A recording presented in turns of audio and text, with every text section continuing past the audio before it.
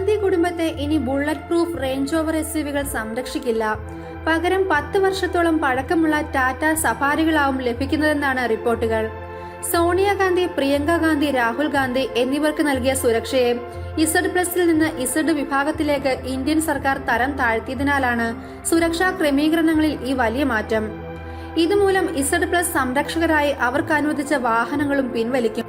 മുൻ പ്രധാനമന്ത്രി രാജീവ് ഗാന്ധി 1991 ചാവേർ ആക്രമണത്തിൽ കൊല്ലപ്പെട്ടതിനെ തുടർന്നാണ് ഗാന്ധി കുടുംബത്തിന് സർക്കാർ Z+ സുരക്ഷ ഒരുക്കിയത്.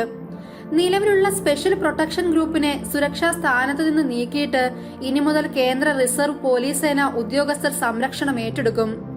മുൻ പ്രധാനമന്ത്രി മൻമോഹൻ സിംഗിനുള്ള സുരക്ഷാ സംവിധാനങ്ങളും സമാനമായ തരത്തിൽ Z+ വിഭാഗത്തിൽ നിന്ന് Z വിഭാഗത്തിലേക്ക് തരം താഴ്ത്തി. എന്നിരുന്നാലും അദ്ദേഹത്തിന്റെ ബുള്ളറ്റ് പ്രൂഫ് BMW 7 സീരീസ് ആഡംബര സലൂൺ തുടർന്നും ഉപയോഗിക്കാം. ഗാന്ധി കുടുംബം ഉപയോഗിച്ചിരുന്ന ബുള്ളറ്റ് പ്രൂഫ് റേഞ്ച് റോവറുകളും ടൊയോട്ട ഫോർച്യൂണറുകളും തിരികെ നൽകണമെന്ന് CRPF ഉദ്യോഗസ്ഥർ SPJയോട് അഭ്യർത്ഥിച്ചു. ഇതുവരെ ഈ അഭ്യർത്ഥനയെക്കുറിച്ച് SPJയിൽ നിന്ന് ഒരു പ്രതികരണവും ഉണ്ടായിട്ടില്ല. ഗാന്ധി കുടുംബത്തിനുള്ള സുരക്ഷാ ക്രമീകരണങ്ങൾ വെട്ടിക്കുറിച്ചത് പാർലമെന്റിൽ വലിയ പ്രതിഷേധത്തിന് കാരണമായി. കോൺഗ്രസ് പാർട്ടി ഇന്ന് സഭയിൽ നിന്ന് വാക്കൌട്ട് നടത്തി.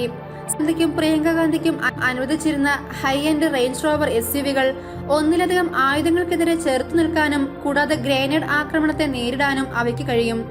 സമാനമായൊരു ബുള്ളറ്റ് പ്രൂഫ് ടൊയോട്ട ഫോർച്യൂണർ SUVയാണ് രാഹുൽ ഗാന്ധിക്കും നൽകിയിട്ടുള്ളത്. എന്നാൽ ഇപ്പോൾ ഗാന്ധി കുടുംബത്തിന് അനുവദിച്ചിരിക്കുന്ന 2010 ടാറ്റ സഫാരി SUVകൾ ബുള്ളറ്റ് പ്രൂഫ് ആണോ എന്നതാണ് ഇനി കാണേണ്ടത്.